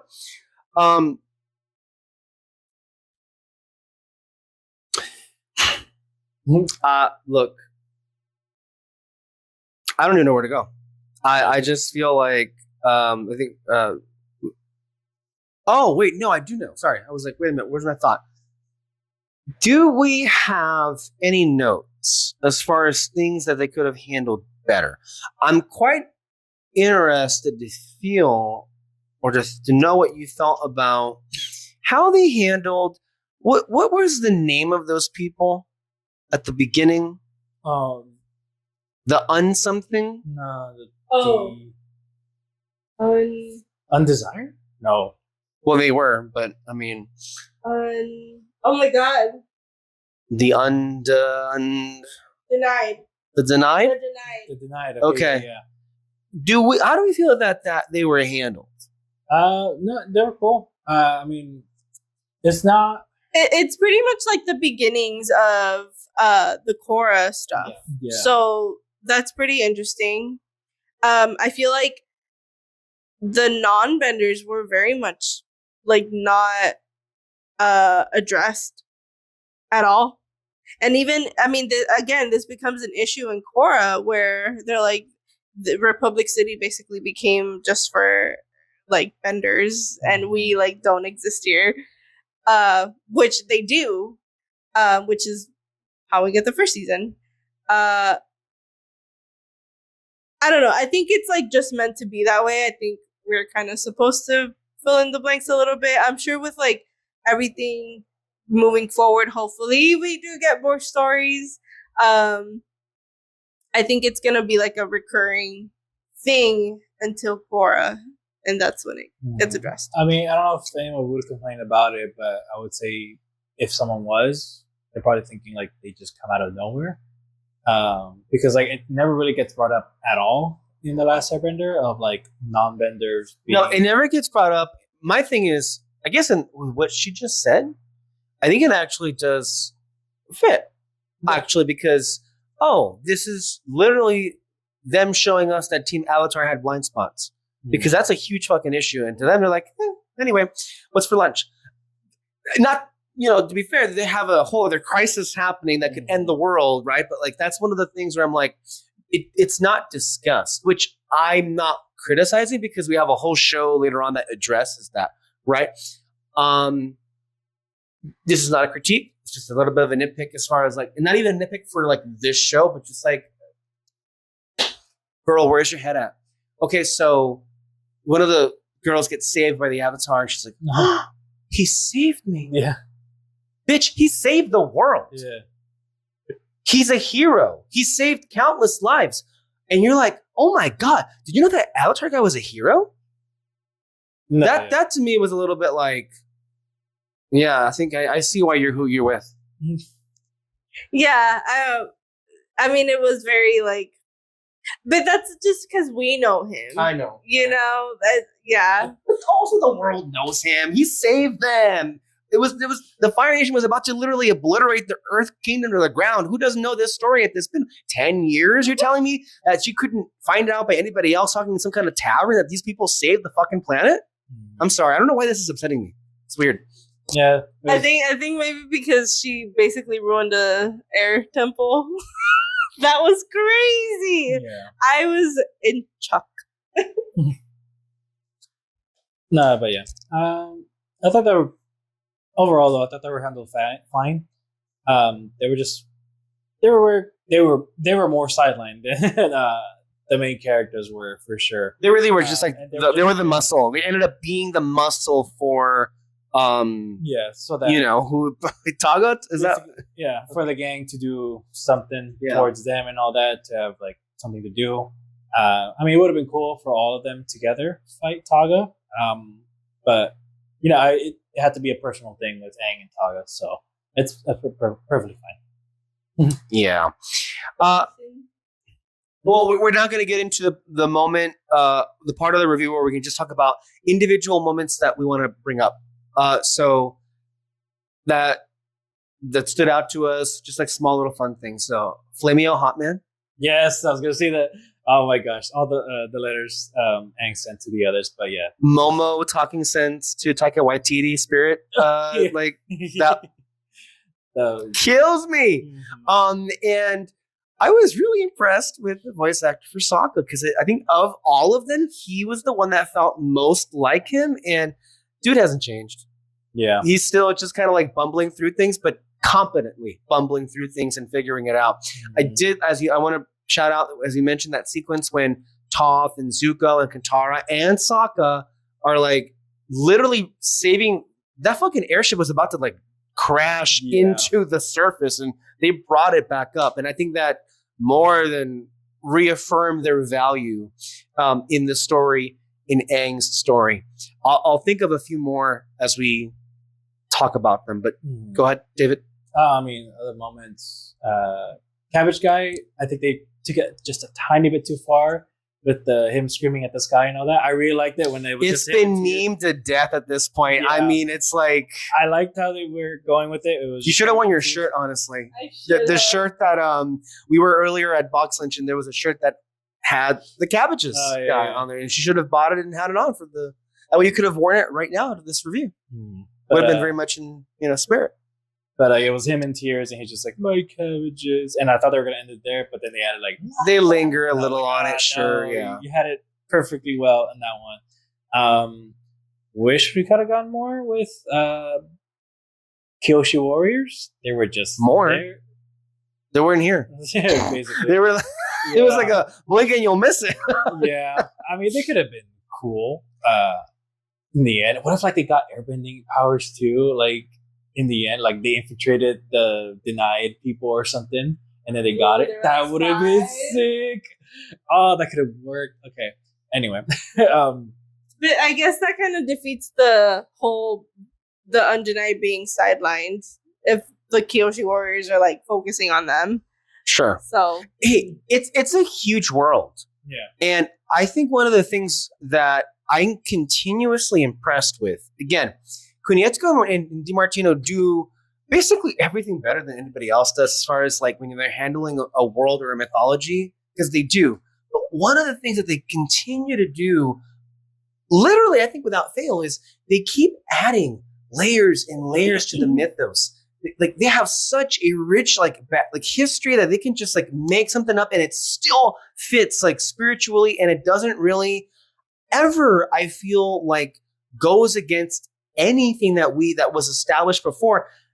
You might have one comment on that because you did have one note, but overall, when you compare it to any other franchise, I don't believe it ever comes close to like making something that we already know to be true about this world feel like it was a complete retcon. You had one note on it, something that stood out to you that the retcon, a bit of a change. So at the end, was it the opposite thing? Yeah. Oh, okay. So at the end, Aang talks to Sona. The avatar that was friends with Taga, and who's Taga? And she does give him a piece of information, which I thought we were gonna like see, but we just got it like a little. I know dialogue. You like guessed it, but I had no idea that. Yeah, I was hoping that they were gonna give this information because like that's like one of the biggest pieces of information. You called that very early in the movie. That's right. Yeah. Like it was, I don't know, it just seemed like the obvious thing to do. Because in Legend of Korra, just call us dumb. Fucking dumbass.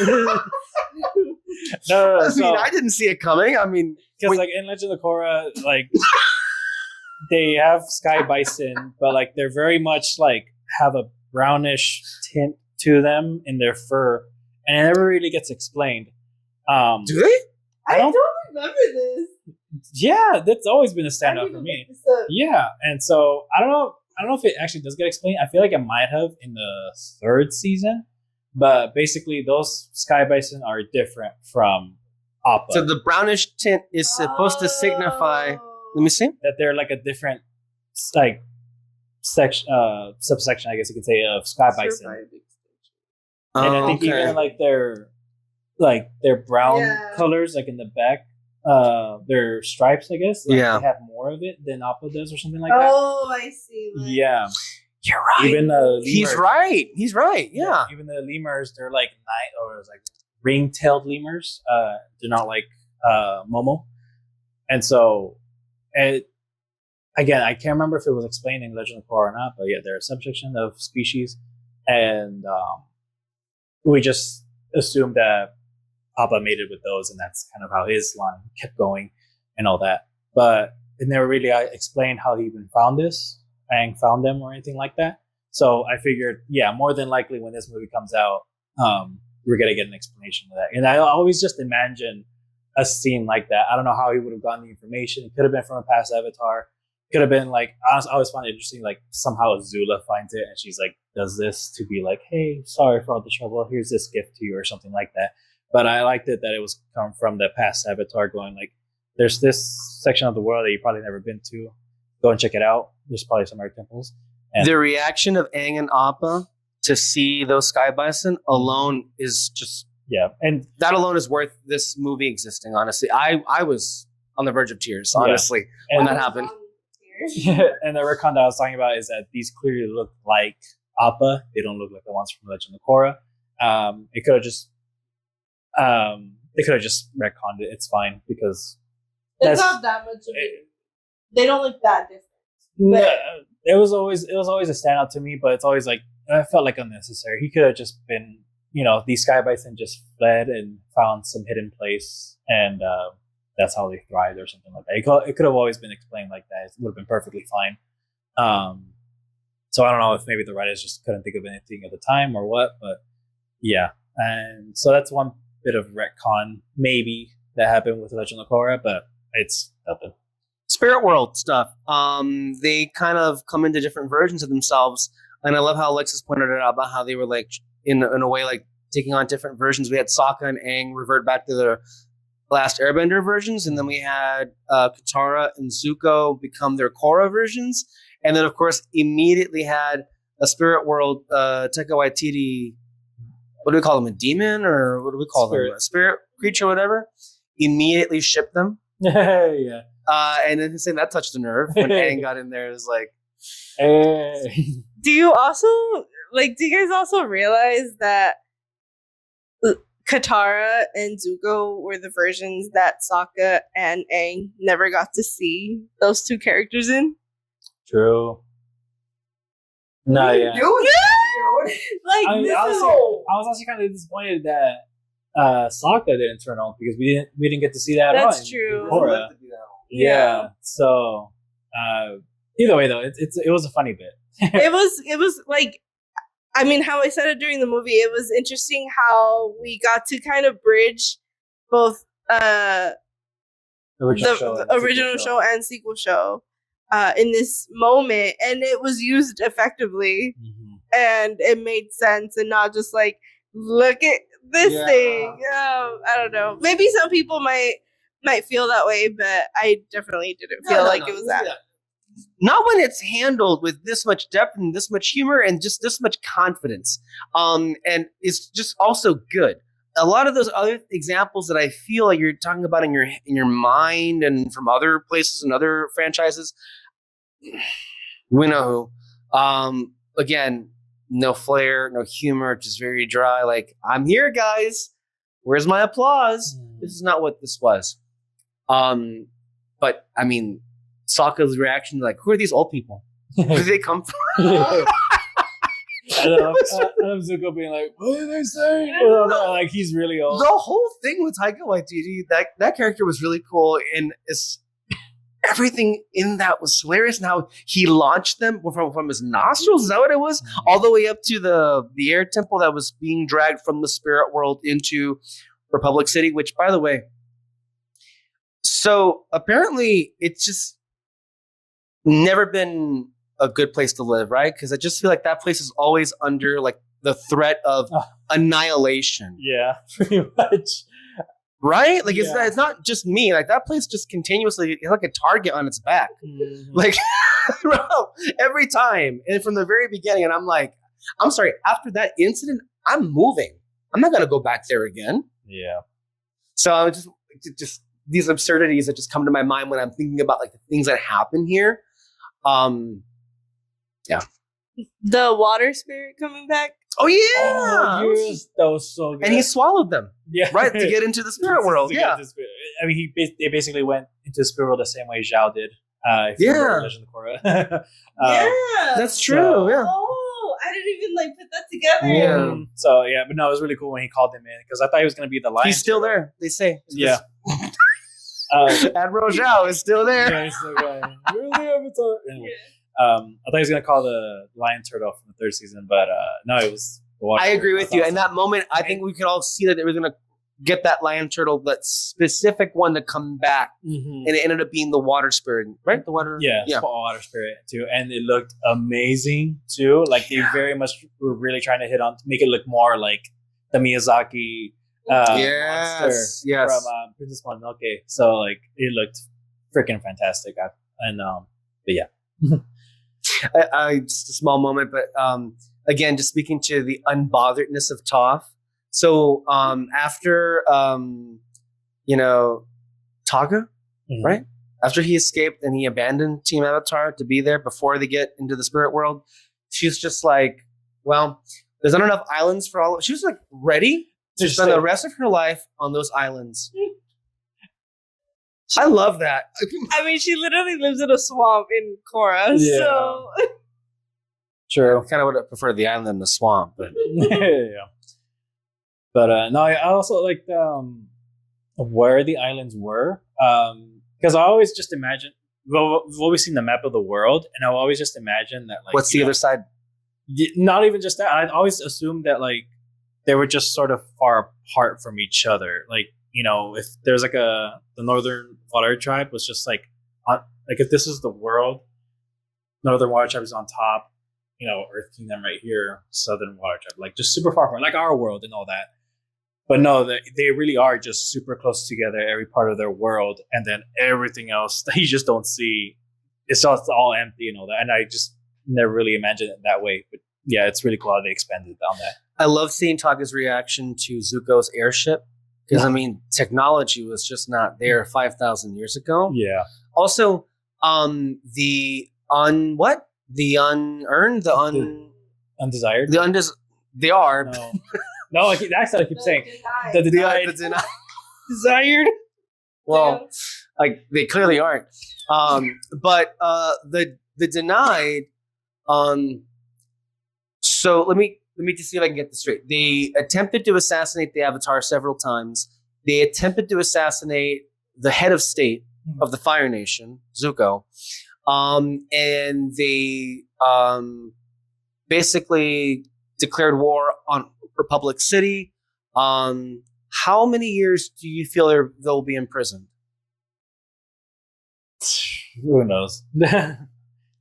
were they even in prison? No, yeah, yeah, and the end credits show that they were in prison uniforms cleaning. Yeah, for sure. So, yeah. Why were you? forever. Where did you think they were? Dead? No, I thought they were just like homeless. No, they actually have homes, Hmm. which is really sad to say. And I mean, like we said, they were just there.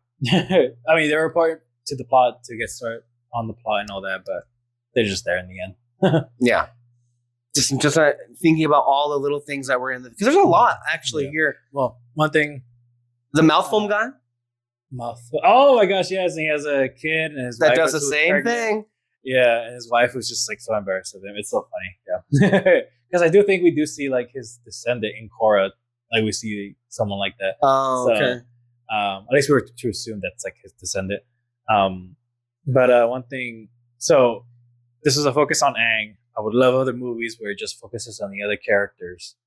When we get to Zuko, though, Well, it's gotta be Iroh's death, right? I mean, well, and what I do was you saying mean? that because Iroh was not, what do you mean death? You can't. because Iroh, He doesn't die, right? Like he just crosses over, like either way, he disappears. But it's not like he actually dies, right? Like he actually just Well, finds a portal and just leaves, right? Is that what it is? no, he dies and his spirit goes to the spirit world. Yeah. Well, why do you So- want to watch that movie? I mean, Doesn't that sound depressing to you? no, that would would actually be kind of beautiful, I'm especially because Zuko would have to accept the fact that his actual father is gone and all that. Oh, And like, oh, is it? it stopped. Where was I at? So yeah, recording stopped. We kept it going. So you're saying that the next one you want to? Well, maybe not the next one. Yeah, I actually would want if we're gonna go individual characters, I would like it to end with Zuko's story. Yeah. Because he was like in the last of the group, but then also to end it with Arrow dying because he wasn't in this movie, but we do see him and Zuko together in the credits. Just these pictures popping up. I assumed he might have been dead by this point or something, but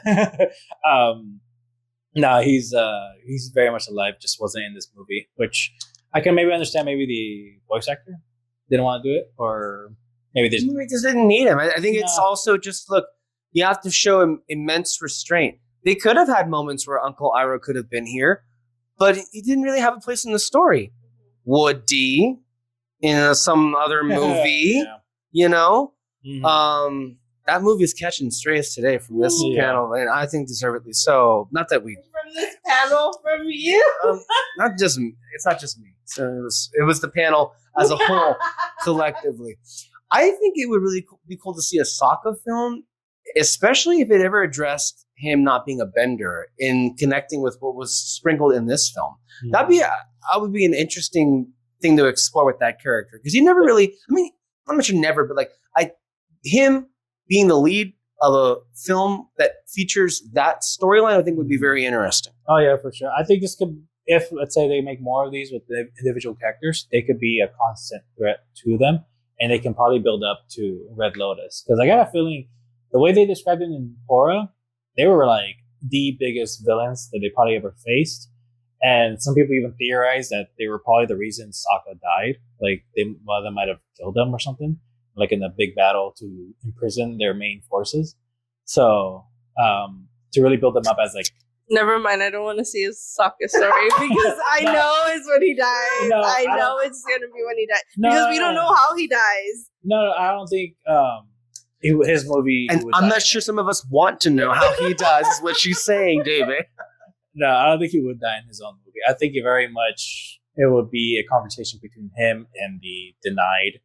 How like they wish they can be more to this, they can mean more to this world and all that, but it's like, yo. Do you think he would die in the Katara movie? Qatar? No, I don't think he would die in any of these movies. I think it was just trying to get an idea of like how this war has affected them, how they wish to move on from it, and all that, and that could be their character arcs of sorts within each individual movie. I think and then for Sokka, it would just be about rebuilding the Southern Water Tribe, and how the Denied are kind of making an effect to the world and all that. That would be kind of interesting. Toph, I'm not really sure what it would be. I kind of guess relationship stuff or something. And then Zuko would obviously be the kingly stuff, although they do kind of get into it in the comics. So I don't know how much more they can add. But this is why I'm saying like it could be Iroh's death. How the heck is he supposed to move on afterwards and all that? Like it could be a very interesting thing. Katara, I'm surprised they didn't even bring it up, but like I'm assuming it would have to be her as a mother, which I don't like for the female character. I feel like you can do more. I know part of it would be about like how does she help the Avatar. I mean, that's the thing though. It's like it just kind of goes back to Aang. I don't know an individual story. There is a comic of her, like a solo story of her. I need to read it, and hopefully that can give you more of an idea. But yeah, it'll be interesting to get individual character movies. I'm really fascinated to see if those ever see the light of day. I can hope. I don't know. It's just I haven't looked too much online how people are reacting to this movie. I haven't either, to tell you the truth. I'm quite curious to see what the reaction will be. I'm very curious to see what other channels that do movie reactions. Look, this is a very pleasant viewing experience. Genuinely, I think this is a great film. I think people who approach this with, I don't know, good faith in mind, I think will walk away with this film at the very least enjoying it. I don't understand how people could like hate it. Mm-hmm. What is that? What? Flashing. Oh no. Battery's about to die. Okay, well, I think we can wrap it up now. Yeah. Any last comments? Paramount, put it in theaters August. It's free. Like, there's no movies coming out in August. Do that for the whole month. You're gonna make a lot of money. I'm excited for the new show to come out, even after everything that we just said. I saw the trailer. It looks really good. The animation looks really cool. I'm excited to see what they do. I don't know, from what we've seen, it looks really interesting. The only thing I will say is no Korra slander. No, none whatsoever. Thank you all for joining us. We love Avatar. We hope you enjoy this film. Remember, fuck Paramount and fuck David Allison. We will see you guys next time. Bye-bye.